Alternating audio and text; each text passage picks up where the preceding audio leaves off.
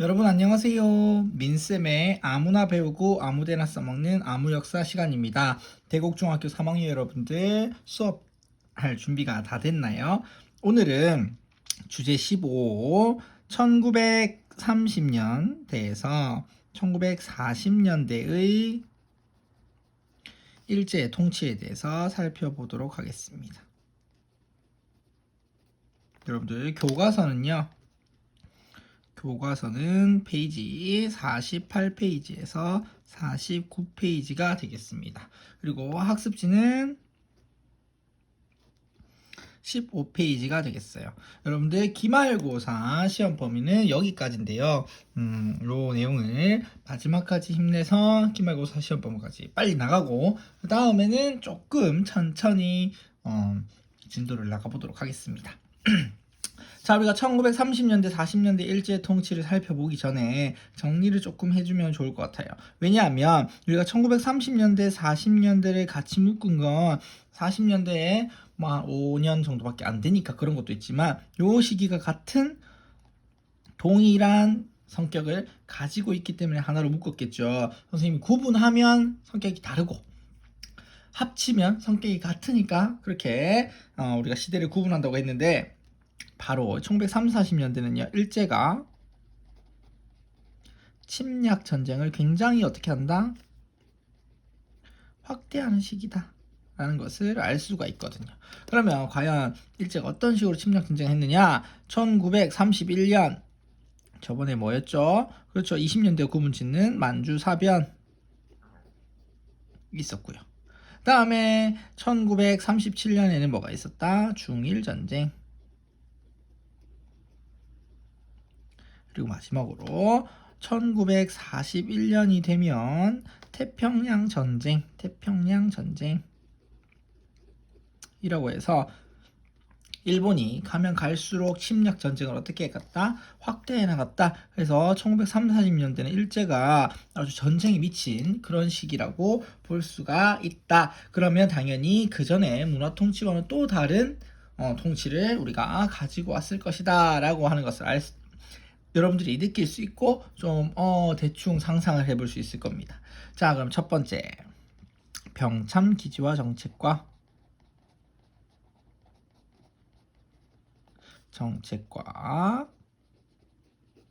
민족 말살 통치 라는 내용으로 시작해 보겠습니다. 자, 먼저 병참 기지와 정책.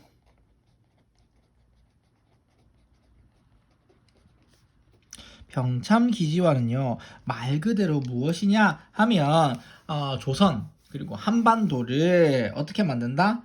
그렇죠. 전쟁에 필요한 여러 가지 군수 물자를 확보하기 위한 기지로 삼겠다라는 것입니다. 왜냐면 여기에 만약에 한국이 있었으면 자꾸 한국의 다른 지역으로 침략 전쟁을 확대해 나가니까 이 한반도를 병참 군사와 관련된 여러 가지 기지로 삼아가지고 자기들이 이걸 이용해 먹겠다라는 것을 이제 의미합니다. 그래서 배경을 먼저 살펴보면요. 배경 1929년 그 전 세계적으로는요 경제 대공황이 있었습니다. 그래서 경제가 굉장히 살기가 어려워졌어요. 그것은 어디도 마찬가지다. 일본도 마찬가지게 됩니다. 그래서 일본도 경제가 위기가 오게 되는데 이 경제 위기를 해결하는 방법으로 다른 나라들은 뭐 미국의 뉴딜 정책 그리고 뭐 영국과 프랑스의 뭐 블록 경제 이런 것들이 있었는데 일본이나 독일, 이탈리아와 같은 그래도 좀 잘 나가는 나라임에도 불구하고 자기 나라가 다른 나라에 비해서 진짜 잘 나가는 여러 나라에 비해서 식민지가 많지 않았던 나라들은 이러한 위기를 타개하기 위해서 뭘 한다? 위기 타개를 위해서 침략 전쟁을 확대하는 경향을 보이게 됩니다. 즉, 자신들이 힘든 것을 이제 식민지를 많이 삼아서 막 다른 나라에 쳐들어가서 식민지를 많이 삼아서 거기로부터 경제적인 이득을 누려보겠다라는 것이죠. 그래서 이러한 침략 전쟁에 필요한 군수물자, 여러 가지 군사에 관련된 군수물자 확보를 위해서 어떻게 했다? 병참 기지화 정책을 실시하게 된다. 정책을 실시하게 된다. 그래서 어떻게 했냐? 한번 군수산업, 군사적인 물건들, 군대에서 필요한 물건들을 많이 만드는 군수산업을 육성하고요.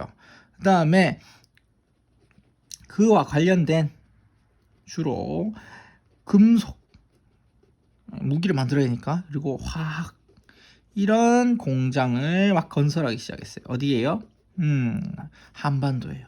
그 다음에 철과 석탄 등 지하 자원을 어떻게 했다?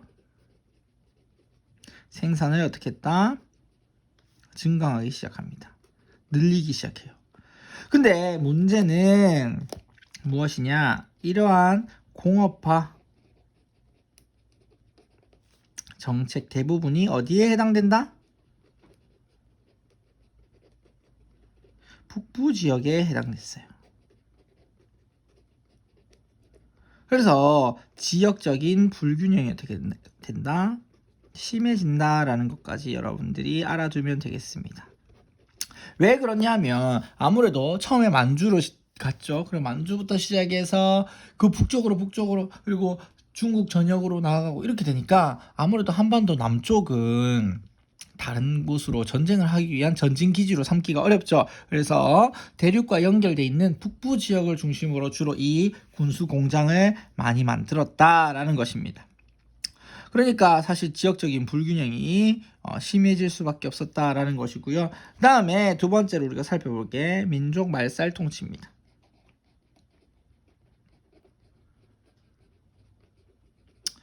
말살이라는 건 완전히 마지막 남아있는 것까지 전부 다 없애버린다라는 것이죠.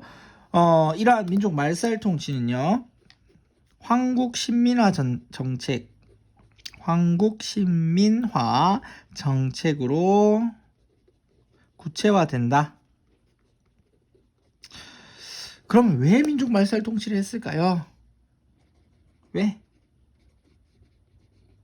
전쟁에 동원하기 위해서죠. 왜냐하면 일본이 그 전쟁에다가 우리 한국 사람들을 막 데려다가 쓰려고 하면 뭐다? 나는 한국인이지 일본인이 아니야 라는 마음을 가지고 있으면 전쟁에 열심히 나가서 싸우지도 않을 거고, 열심히 그 전쟁을 위해서 공장에서 물건도 안 만들 거고, 열심히 응원하지도 않을 거잖아요. 그러니까 이러한 한국인들의 마음속에 아직까지 남아있는 나는 한국인이야, 난 일본인이 아니야 라는 생각을 완전히 말살시켜버려, 없애버려 야 전쟁이 자신들이 유리한 거죠. 그래서 이렇게 전쟁에 동원하기 위해서 민족 말살 통치라고 하는 것을 실시하게 되고요. 그 다음에 이러한 민족 말살 통치는 황국 신민화 정책으로 구체화되었다라는 것까지 여러분들이 알아두면 되겠습니다. 이해가 됩니까? 그러면 황국 신민화 정책이 어떤 식으로 있었는지 내용을 한번 살펴보도록 할게요. 내용을 보면요, 일단은 내선일체를 강조합니다. 내선일체, 내는요 내지라고 해서 내국이라고 해서 일본을 의미해요. 선은 조선은, 일 하나의, 체 몸이다. 일본과 조선은 하나의 몸이다, 둘이 아니다, 하나다 라고 강조하게 돼요. 이것은 어떤 이론에 근거를 했냐면, 일선, 일본과 선, 조선은 같은 조상을 가지고 있다라고 하는 일선 동조론으로부터 영향을 받았어요. 즉, 야, 일본하고 우리 조선은 같은 민족이야, 같은 조상을 가지고 있어, 그래서 내선 일체야, 조선과 일본은 하나의 몸이야, 그러니까 분리될 수 없어.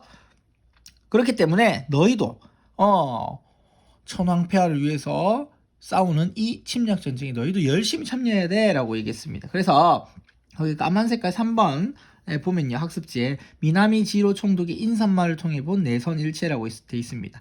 미나미 지히로 총독은 이렇게 얘기했어요. 내선일체는 반도 통치의 최고 지도 목표이다. 형태도, 마음도, 피도, 육체도 모두 일체가 되지 않으면 안 된다라고 했습니다. 그래서 본격적인 전시체제에 돌입하여 한국인을 뭘로 동원하기 위해서?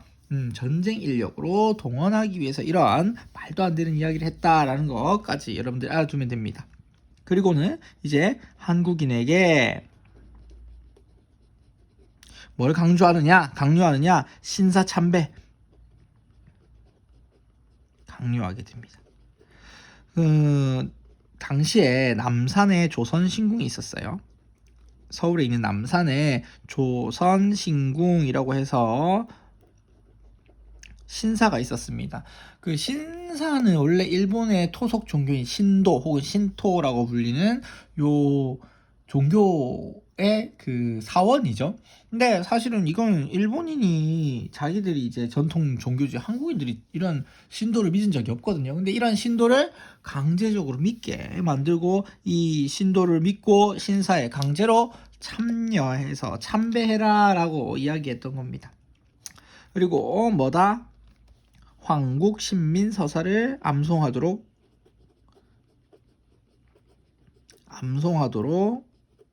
강요해요. 아까 선생님이 이 그 황국신민화 정책이라고 했는데 이 황국신민이 뭐냐 하면 일본 천황의 나라, 그러니까 일본의 신하된 백성.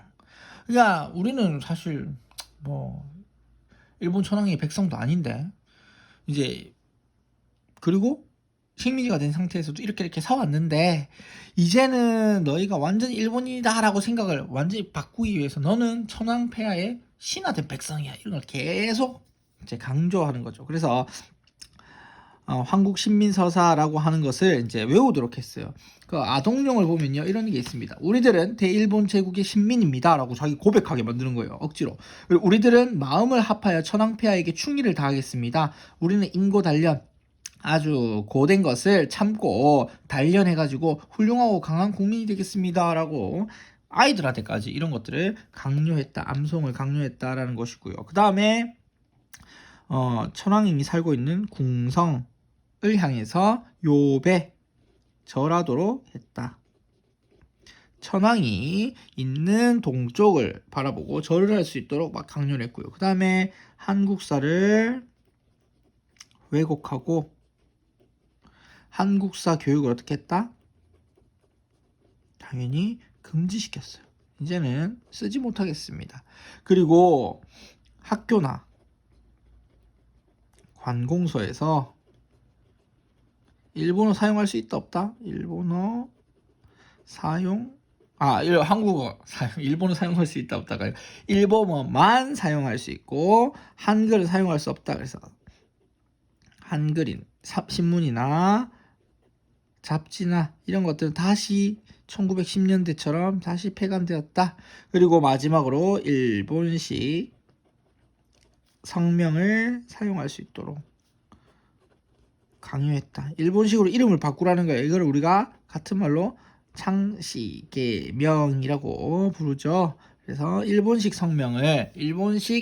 성과 이름을 사용을 강요했다라는 것까지 여러분들이 쭉 살펴보면 되겠습니다. 그래서 이러한 황국신민화 정책으로 민족 말살 통치를 해갔다라는 것이고요. 마지막으로 우리가 살펴봐야 될 건 2번 전시체제. 이제 완전히 전시체제로 들어가게 되죠.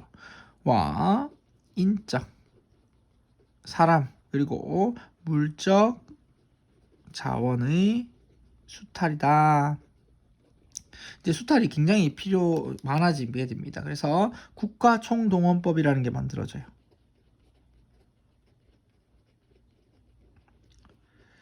이 국가총동원법은요, 중일전쟁 이후에 1938년에 만들어지는데, 전쟁에 필요한 인력과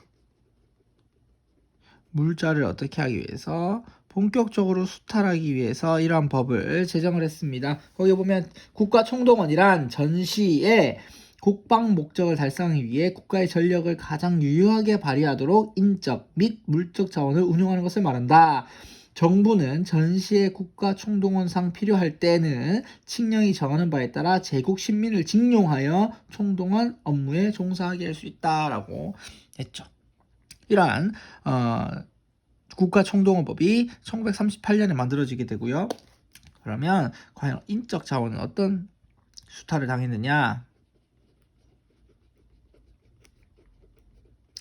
지원병제, 처음에는 지원병제, 지원을 해서 너 일본군으로 참여해서 청왕 폐하의 이름을 아주 빛나게 할 생각 없나, 이렇게 지원병제. 그리고 학도병제, 어린 학생들을 이제 군대로 군인으로 차출해서 데려가는 이러한, 그리고 징병제 차례로 실시합니다. 그래서 젊은 한국인 청년들을 어디로 내몰았다? 청소년들을 전쟁터로 내몰았다라는 것이고요. 그 다음에 국민징용령이라는 걸 내립니다.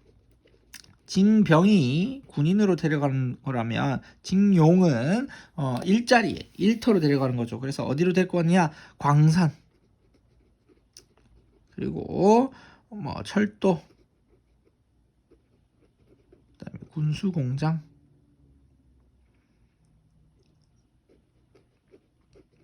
이런데 동원을 했다. 그래서 우리가 그 예전에 무한도전이라고 하는, 지금은 이제 사라진 예능이 있었죠. 거기에 하시마섬, 흔히 군함도라고 부르는 그 지역에서 탄광으로 이제 징용을 끌려갔던 사람들, 우리 선조들의 삶에 대해서 다시 재조명해가지고 굉장히 우리가 그 당시에 많은 사람들이 그런 아픔을 알게 되었죠. 지금도 일본은 그 군함도를 자신들의 그 관광 자원을 활용하기 위해서 분명히 거기에는 일본이 한국인들을 마음대로 징용해가지고 굉장히 못살게 굴었다라는 내용이, 역사적인 반성의 내용이 들어가 있도록 만든다고 했는데 실상 그렇지 않았다. 굉장히 일본이 발전했고 이렇게 좋았던 점만 부각을 시켜놨다라는 점에서 안타까움을 자아내게 했던 그런 내용도 바로 국민징용과 관련이 있다라는 겁니다. 그 다음에 여자들은요, 정신근로령 이라는 것들이 만들어지게 되면서 여성을 강제로 동원하게 됐다. 특히 군수공장이라든지 이런 것도 있지만 우리가 잘 아는 건 요즘에 뉴스에 많이 나오고 있는 일본군 위안부, 일본군이 위안을 삼게 하는 위안부, 성놀이개죠, 성착취죠. 국가에서 이렇게 공공연하게 이렇게 성을 사고 팔 수 있도록, 그것도 군인들을 대상으로 공공적으로 이제 운영을 했다고 하는 것이 굉장히 나쁘고요. 그 다음에 이제 나라가 없었기 때문에라고 얘기하기에는 너무나도 비인권적이고 정말 참혹한 그런 삶을 사셨기 때문에 우리가 지금 살아계신 제 할머니들이 몇 분 안 계신데 여러분들이 꼭 기억해야 하고, 그것에 대해서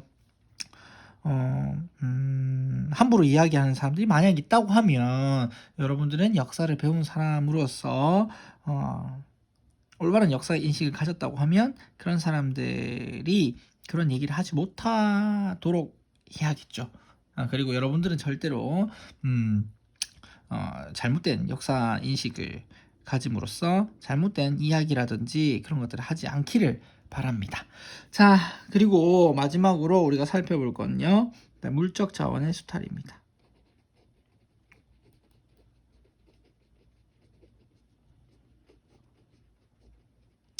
자, 그래서 금, 그리고 은, 그리고 석탄 등 지하 자원을 야탈했고요.